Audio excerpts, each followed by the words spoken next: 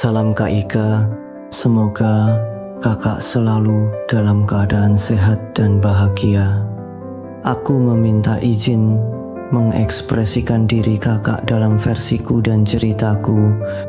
Harapanku bisa memberikan manfaat, pencerahan, dan inspirasi seperti yang telah kakak lakukan.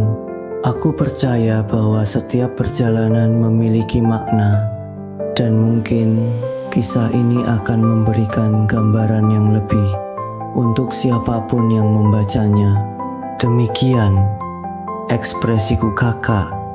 Dulu aku sering bertanya, kenapa aku? Kenapa aku yang harus jadi kambing hitam? Kenapa aku yang selalu salah di mata mereka? Aku tumbuh dengan banyak luka, dan tanpa sadar aku membawa luka itu ke dalam hubunganku. 2 kali mencoba, 2 kali gagal.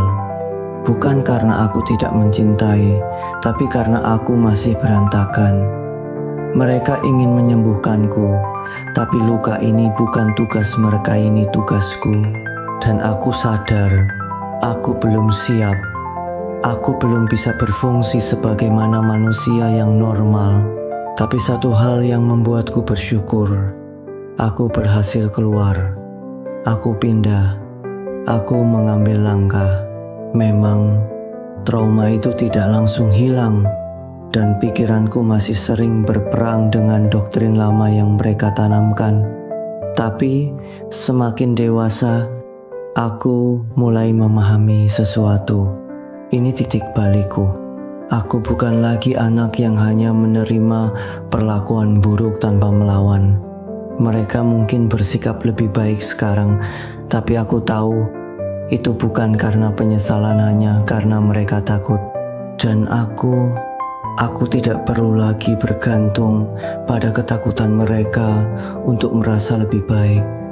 Aku sedang membangun diriku sendiri, perlahan tapi pasti. Afirmasi untuk diriku sendiri. Aku tidak harus sempurna untuk layak dicintai. Luka yang ada padaku bukan salahku, tapi menyembuhkannya adalah tanggung jawabku. Aku berhak atas kebebasan, ketenangan, dan kehidupan yang aku pilih. Aku mungkin belum sembuh sepenuhnya, tapi aku sedang berjalan ke arah yang benar. Aku lebih kuat dari yang kupikirkan, dan aku pantas untuk bahagia. Untuk siapapun yang membaca ini dan merasa relate, kamu tidak sendirian. Memilih sendiri dulu bukan berarti gagal. Kadang kita butuh waktu untuk menyusun ulang kepingan diri yang dulu hancur, dan itu tidak apa-apa. Aku mulai menyadari bahwa perjalanan ini bukan tentang membuktikan apapun kepada mereka, bukan tentang menunggu permintaan maaf yang mungkin tak akan pernah datang. Ini tentang aku, tentang bagaimana aku belajar memeluk diriku sendiri. Meski bekas luka masih terasa perih, hari-hariku kini penuh dengan proses. Ada hari di mana aku merasa kuat, seakan bisa menghadapi dunia seorang diri. Ada juga hari di mana beban masa lalu kembali menghantui, membuatku bertanya-tanya, apakah aku benar-benar bisa lepas dari semuanya? Tapi aku belajar untuk tidak lagi membenci diriku yang rapuh. Aku mulai menerima bahwa penyembuhan bukan garis lurus, ada naik turunnya, ada mundurnya. Ada hari-hari yang terasa berat. Aku sering merenung di tempat baruku. Dinding yang dulu terasa asing kini mulai menjadi rumah. Aku bisa melihat langit tanpa perasaan terkurung. Aku bisa menarik napas tanpa takut ada suara yang merendahkan. Aku bisa menangis tanpa perlu menjelaskan alasannya pada siapapun. Tapi bukan berarti tidak ada suara-suara dari masa lalu yang sesekali masih menyelinap ke dalam pikiranku. Kadang aku masih mendengar mereka berkata, "Kamu lemah, Kamu hanya mencari perhatian. Kamu tidak cukup baik. Aku ingin melawan, ingin berteriak bahwa aku berhak menentukan jalanku sendiri. Tapi aku tahu, pertempuran ini bukan melawan mereka, melainkan melawan bayangan mereka yang masih tersimpan dalam pikiranku. Aku memilih untuk membalas suara itu dengan lembut. Setiap kali pikiranku mulai mengulang kata-kata buruk yang mereka tanamkan, aku mencoba menimpalinya dengan sesuatu yang lebih baik. Aku tidak lemah. Aku bertahan. Sejauh ini, aku tidak sekadar mencari perhatian. Aku sedang mencari cara untuk mencintai diriku sendiri. Aku cukup. Aku selalu cukup. Aku juga mulai menetapkan batas. Aku tidak lagi memaksakan diri untuk menjelaskan atau membela diri kepada mereka yang tak mau mengerti. Aku berhenti berharap mereka akan berubah atau mengakui kesalahan mereka. Aku hanya ingin fokus pada apa yang bisa aku kendalikan diriku sendiri. Ada ketenangan yang perlahan mulai tumbuh dari keputusan ini. Aku tidak lagi sibuk mencoba membuat mereka mengerti. Aku tidak lagi menunggu pengakuan dari mereka. Aku memilih untuk hidup dengan caraku sendiri, membangun kembali kepercayaan diriku yang dulu sempat runtuh. Aku mulai melakukan hal-hal kecil yang dulu terasa mustahil. Bangun pagi tanpa perasaan cemas. Menikmati secangkir kopi tanpa harus waspada akan pertanyaan atau komentar yang menyakitkan. Menulis tanpa takut dikritik. Aku mulai menciptakan ruang di mana aku bisa menjadi diriku sendiri tanpa takut dihukum.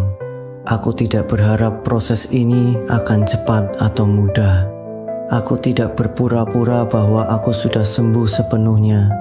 Tapi aku tahu satu hal, aku sedang berjalan maju. Untuk siapapun yang merasakan hal yang sama, ketahuilah bahwa kita tidak sendirian. Mungkin dunia tidak selalu memahami apa yang kita lalui, tapi bukan berarti kita harus tetap terjebak di dalamnya. Kita punya pilihan. Kita berhak melanjutkan hidup dengan cara kita sendiri. Dan untuk pertama kalinya dalam hidupku, aku benar-benar percaya bahwa aku pantas untuk bahagia. Aku mulai memahami bahwa penyembuhan bukan tentang menghapus masa lalu, tapi tentang berdamai dengannya. Aku tidak bisa mengubah apa yang sudah terjadi, tetapi aku bisa memilih bagaimana aku menanggapinya. Aku tidak ingin terus-menerus hidup dalam bayangan luka. Aku ingin membangun masa depan yang lebih baik untuk diriku sendiri. Aku mulai mencari cara untuk mengenali diriku lebih dalam. Apa yang sebenarnya aku inginkan dalam hidup? Apa yang membuatku merasa damai? Apa yang selama ini aku tekan karena takut dianggap berlebihan atau salah? Perlahan, aku menemukan jawabannya. Aku menyadari bahwa aku tidak harus selalu kuat. Aku boleh merasa lelah. Aku boleh menangis. Aku boleh merasa ragu. Tapi yang terpenting, aku tidak boleh berhenti. Aku boleh berjalan pelan. Aku boleh istirahat sejenak. Tapi aku tidak akan menyerah. Aku mulai belajar menerima kebaikan dari orang lain tanpa merasa bersalah atau tidak pantas. Dulu, aku selalu merasa bahwa aku tidak layak mendapatkan hal baik karena trauma yang aku alami. Tapi sekarang, aku mengerti bahwa itu hanya ketakutan yang ditanamkan oleh mereka yang dulu mencoba mengendalikanku. Aku tidak lagi ingin hidup dalam ketakutan itu. Aku juga mulai memaafkan diriku sendiri untuk semua kesalahan yang pernah aku buat, untuk semua pilihan yang dulu mungkin tidak tepat, untuk semua saat di mana aku merasa gagal. Aku belajar bahwa aku manusia dan manusia tidak sempurna. Aku berhak memberi kesempatan kedua pada diriku sendiri, dan aku mulai membuat batasan yang lebih jelas. Aku tidak lagi mengizinkan siapapun merendahkanku atau mengontrol hidupku. Aku tidak harus memenuhi ekspektasi siapapun kecuali diriku sendiri. Aku punya hak untuk mengatakan tidak tanpa merasa bersalah. Aku punya hak untuk menjauh dari orang-orang yang hanya membawa energi negatif dalam hidupku. Aku mengerti bahwa kebahagiaan bukan sesuatu yang datang begitu saja. Itu adalah sesuatu yang harus diperjuangkan, sesuatu yang harus aku pilih setiap hari. Aku tidak bisa menunggu orang lain memberikannya kepadaku. Aku harus menciptakannya sendiri dengan caraku sendiri.